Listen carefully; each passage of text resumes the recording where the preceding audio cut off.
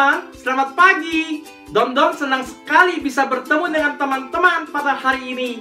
Apakah teman-teman sudah siap semua untuk sekolah minggu, untuk beribadah? Don berharap teman-teman semua siap, dengan hati yang siap, dengan pikiran yang siap, dan tidak lagi main-main. Teman-teman, kita mulai kebaktian yuk. Tapi sebelumnya kita mulai dengan doa dulu ya. Lause Sofian, hai. Ya, Don, ada apa? Sebentar, Lause. Ayo, Lause, pimpin doa. Oke. Nah, Don. Iya, Lause. Kita siap kebaktian. Kita berdoa ya. Iya, Lause. Adik-adik, ikutin Lause berdoa ya. Tuhan, kami bersyukur pada pagi hari ini dapat kembali beribadah. Tuntunlah kami, tolong kami. Di dalam nama Tuhan Yesus Kristus, kami berdoa. Amin. Nah, adik-adik sekalian, kita bersama-sama beribadah ya. Adik-adik, ada hal apa yang bisa kita syukuri lagi pada hari ini? Don, ada hal apa yang bisa kami syukuri hari ini? Aku bersyukur karena boleh hidup hari ini. Aku bersyukur karena sehat. Iya, adik-adik sekalian. Ini adalah contoh-contoh di mana kita bersyukur kepada Tuhan. Masih banyak lagi bukan? Di mana kita bisa bersyukur pada hari ini? Ayo adik-adik, mari kita bangkit berdiri. Kita kembali memuji Tuhan. Lebih dari 10.000 alasan bagi kita untuk memuji Tuhan, bukan? Yuk kita naikkan pujian ini bersama-sama. 10,000 Reasons. Mari, yuk kita nyanyi.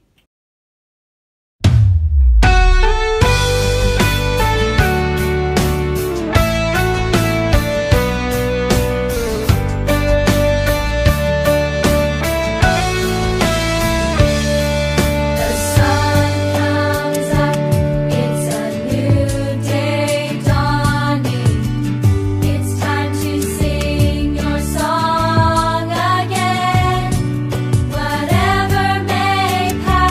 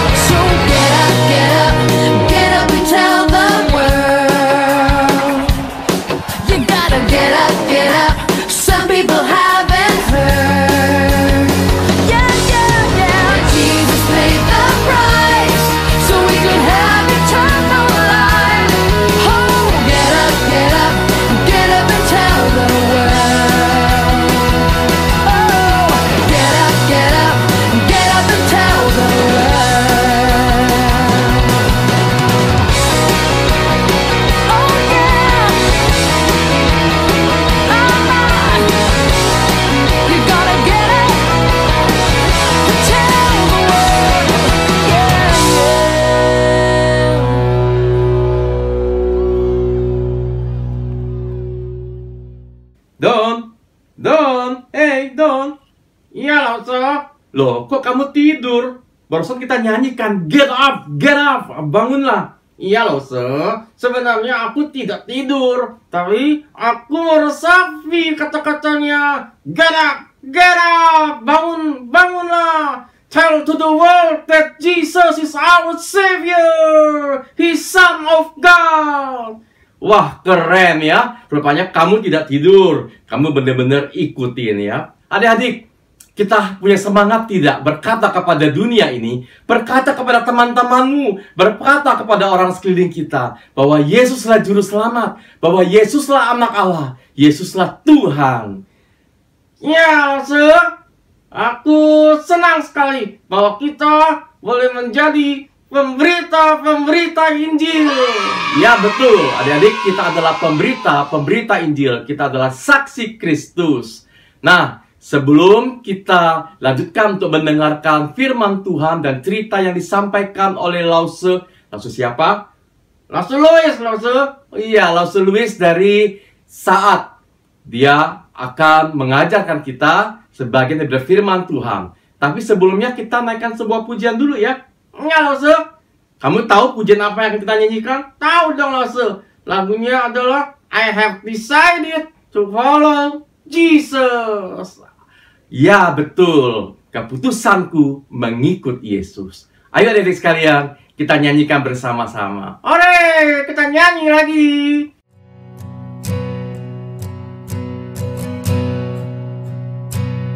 I have decided to follow Jesus. I have decided to follow Jesus. I have decided to follow Jesus. No turning back, no turning back, no turning back, no turning back.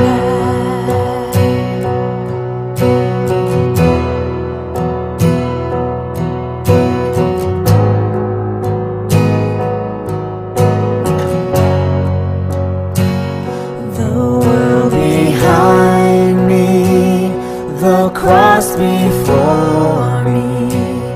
The world behind me, the cross before me. The world behind me, the cross before me. No turning back, no turning back.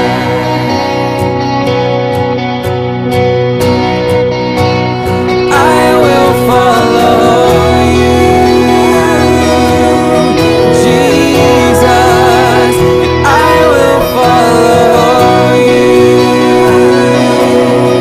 Jesus, and I will follow you, Jesus, and I will follow you.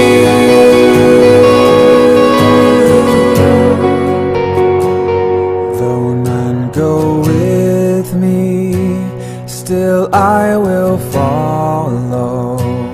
Though none go with me, still I will follow. Though none go with me, still I will follow. No turning back, no turning back. Though I may wander, I still will follow. Though I may wander, I still will follow. Though I may wander, I still will follow. No turning back, no turning back. I will follow you, Jesus, I will follow you, Jesus, I will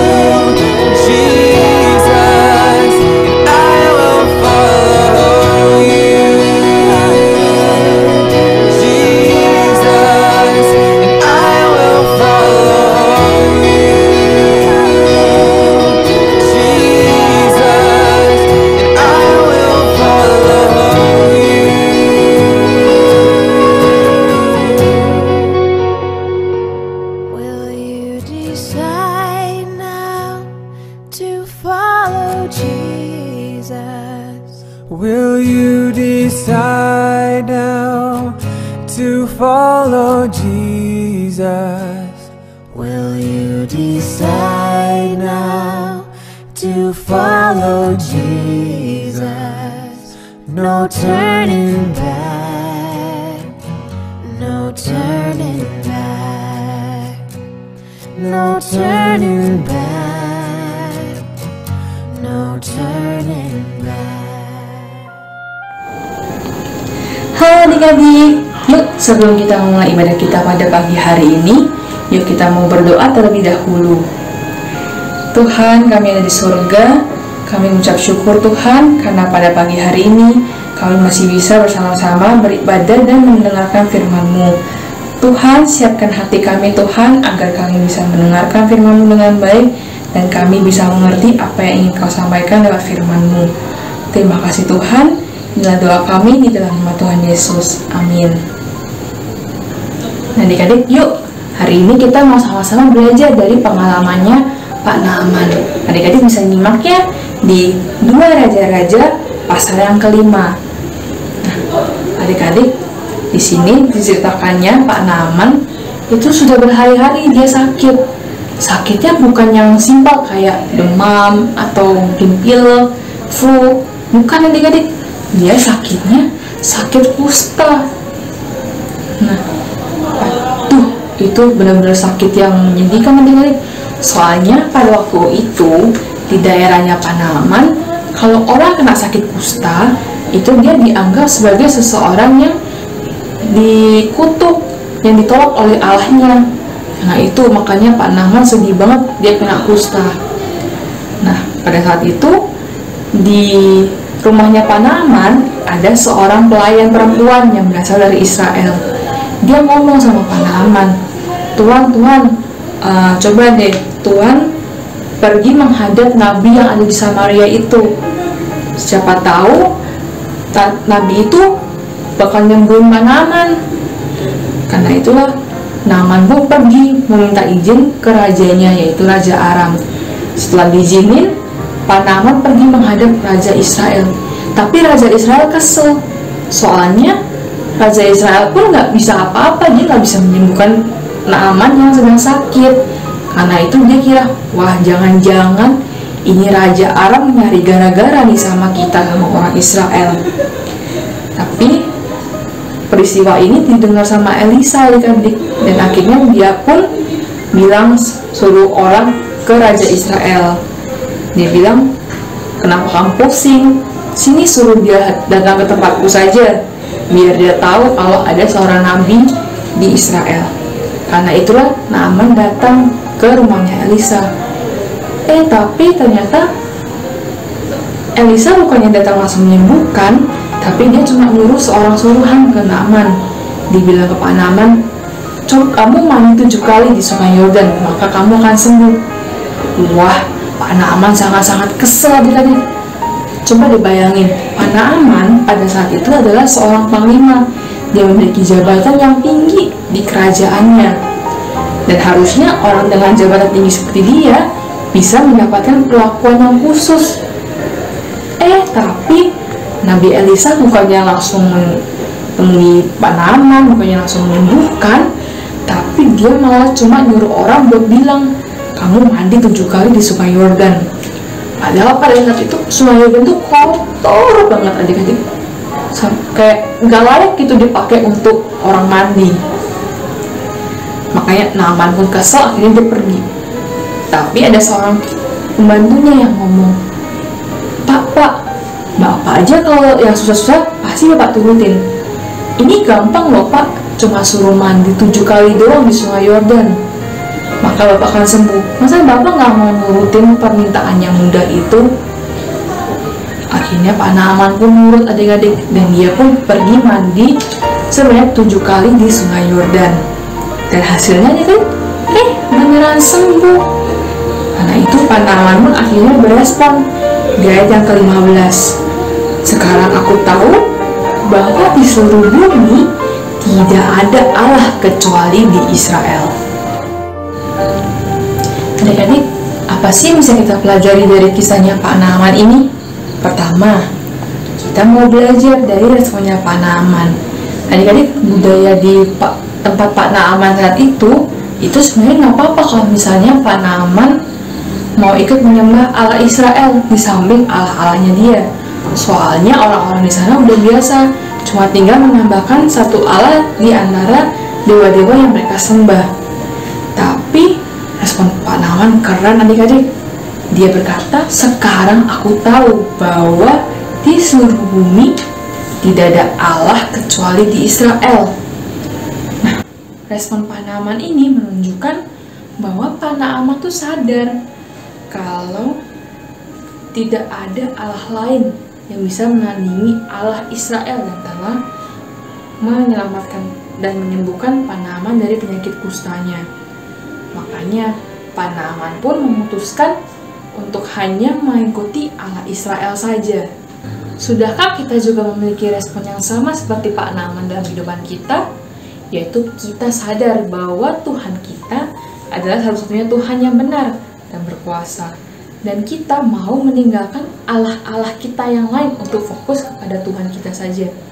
Mungkin bukan dalam bentuk Allah-Allah dalam bentuk dewa, tapi bisa jadi itu hal apapun di dunia ini, di sekitar kita, yang membuat kita jadi nggak fokus dan nggak setia sama Tuhan.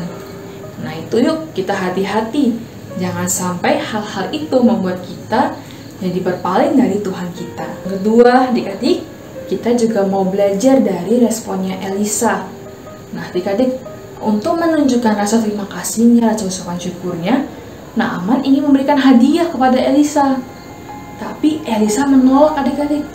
Udah ditawarin berkali-kali, tetap Elisanya nolak. Kenapa sih emangnya dia nolak?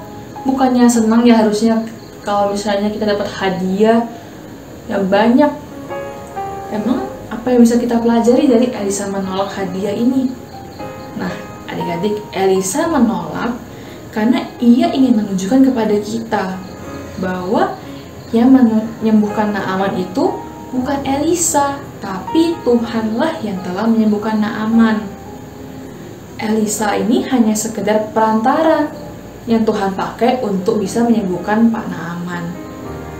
Nah, dari sini kita mau belajar adik-adik bahwa kita perlu menyadari bahwa kita ini bukan siapa-siapa. Kita ini hanya sekedar alat yang dipakai Tuhan. Ketika kita melayani Tuhanlah, kita sadar bahwa Tuhan yang telah menemukan kita dan pelayanan kita ini semuanya untuk menyebarkan dan memuliakan nama Tuhan di dunia ini. Jadi adik-adik, apa sih inti dari pelajaran kita hari ini? Yang pertama, kita ingat bahwa Tuhan kita adalah satu-satunya Allah yang benar dan tidak ada Allah lain yang bisa menandingi Allah kita. Setelah kita ingat, kita juga harus menunjukkannya dalam kehidupan kita. Kita sungguh-sungguh mengikut Tuhan dan kita hanya berfokus kepada Tuhan kita. Jangan biarkan nih hal-hal lain mengganggu fokus kita kepada Tuhan. Dan yang kedua adik-adik, kita juga harus sadar nih bahwa kita itu hanyalah pelayan yang dipakai oleh Tuhan. Mungkin selama ini ketika adik-adik pelayanan di sekolah minggu, misalnya pelayanan doa syafaat, atau mungkin pelayanan pengakuan iman rasuli, mungkin adik-adik bakal berpikirnya, oh aku pelayanan nih biar supaya aku dilihatnya keren, aku dilihatnya pinter, atau ya mungkin adik-adik juga kayak, oh ya udahlah, disuruh sama mama, papa, atau disuruh sama lause. Nah, adik-adik, yuk kita kembali ingat dan kita kembali sadar bahwa kita bisa melayani itu semua hanya karena anugerah Tuhan yang telah memampukan kita. Dan ingat juga bahwa kita melayani karena kita mau memuliakan Tuhan yang sudah menyelamatkan dan menebus kita dari dosa. Karena itu yuk, ketika Lause mungkin mengajak adik-adik untuk pelayanan, mari kita lakukan pelayanannya dengan sungguh-sungguh. Dan semoga kita semua, baik adik-adik maupun juga Lause, dimampukan Tuhan untuk menjadi anak-anaknya yang setia dan berkenan kepada Tuhan.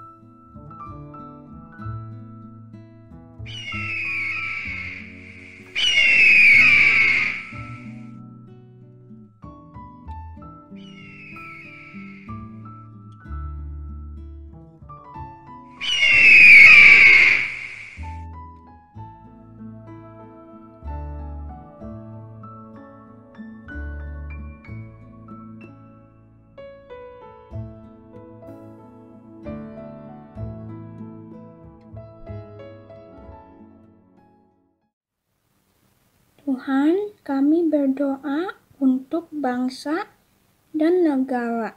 Tuhan berikan hikmat bagi pejabat negara untuk mengatasi pandemi COVID-19. Kiranya pandemi dapat segera berlalu. Kami juga berdoa untuk penginjilan di seluruh dunia, khususnya di Indonesia. Anak-anak dari muda mau menginjili sesama. Terima kasih Tuhan, dalam nama Tuhan Yesus kami berdoa, amin. Mari kita doa Bapa kami. Bapa kami di surga, dikuduskanlah namamu.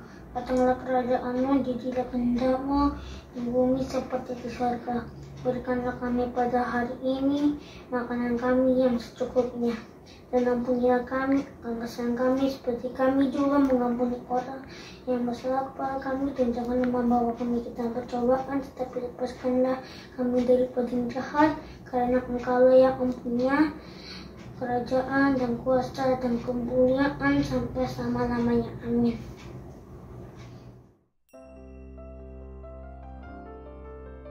Adik-adik yang dikasihi oleh Tuhan Yesus, hari ini kita akan membawa persembahan.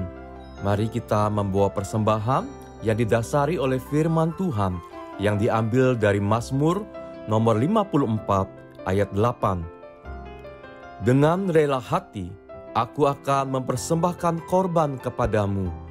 Bersyukur sebab namamu baik, ya Tuhan. Adik-adik, bukankah Tuhan kita itu baik? Ya, Tuhan itu baik dan teramat baik bagi kita semua. Oleh karena itu, langsung mengajak adik-adik sekalian, mari kita bawa persembahan dengan kerelaan hati, penuh dengan syukur kepada Tuhan, dan sambil menaikkan puji-pujian kita membawa persembahan.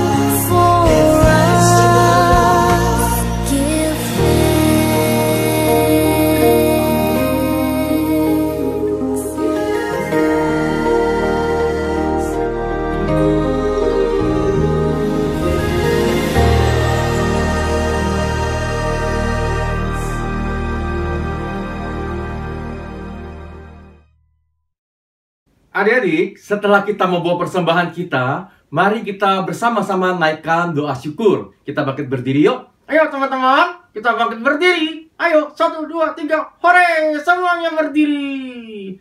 Adik-adik, kita berdoa syukur ya.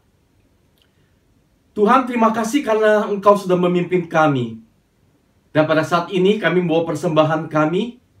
Terimalah Tuhan persembahan ini. Meskipun persembahan kami terbatas, namun kiranya Tuhan berkenan menerima persembahan kami. Sehingga dalam waktu Tuhan, kami boleh mempersembahkan seluruh hidup kami kepadamu Tuhan. Tolonglah kami Bapa. Tuntunlah kami supaya kami boleh membawa persembahan yang berkenan di hadapan-Mu. Tolong kami. Dan kami juga bersyukur bahwa Tuhan sudah memimpin kami pada hari ini dari kebaktian awal hingga selesainya. Tuhan pimpinlah kami untuk menjadi anak-anak Tuhan yang setia. Seperti kami boleh dengar firman-Mu dan Naaman boleh disembuhkan dari sakitnya. Kami juga berdoa bagi mereka yang sakit, kiranya Tuhan berkenan menyembuhkan mereka. Dan ketika Naaman bertekad dalam hidupnya hanya menyembah Engkau, Tuhan tolong kami juga dengan hati yang sungguh hanya tertuju kepadamu. Hanya Engkaulah Tuhan dan Juru Selamat kami. Tuhan tolong kami untuk setia sampai akhir hidup kami. Demi nama Tuhan Yesus Kristus kami berdoa. Amin. Amin. Adik-adik sekalian, kita sudah di penghujung acara sekolah minggu pada hari ini. Ya Lause, sudah selesai ya? Iya, sudah selesai. Kok nggak kerasa ya Lause ya? Iya, tentu tidak terasa kalau kalian menikmati ibadah pada hari ini. Tetapi akan menjadi panjang sekali kalau kita tidak menikmati ibadah pada hari ini. Nah, kalau Don memilih untuk menikmati atau tidak menikmati? Menikmati dong Lause. Aku nikmati sekali. Nah, adik-adik sekalian, sesungguhnya memang kita perlu menikmati ibadah kita karena kita menyembah Tuhan yang luar biasa. Amin. Amin. Adik-adik sekalian, sebentar kita akan berpisah dan adik-adik akan bergabung dengan Lause kalian di kelas aplikasi masing-masing dan kita akan berjumpa minggu depan. Kiranya Tuhan Yesus Kristus memberkati adik-adik ada di rumah. Dan kita sampai ketemu kembali. Shalom. Sampai jumpa. Bye-bye. Sampai jumpa. Sampai jumpa adik-adik. Tunggu teman, dengar dulu. Hanya ada satu-satunya Tuhan dan Juru Selamat, yaitu Yesus Kristus. Dan tidak ada yang lain. Ingat loh, tidak ada yang lain.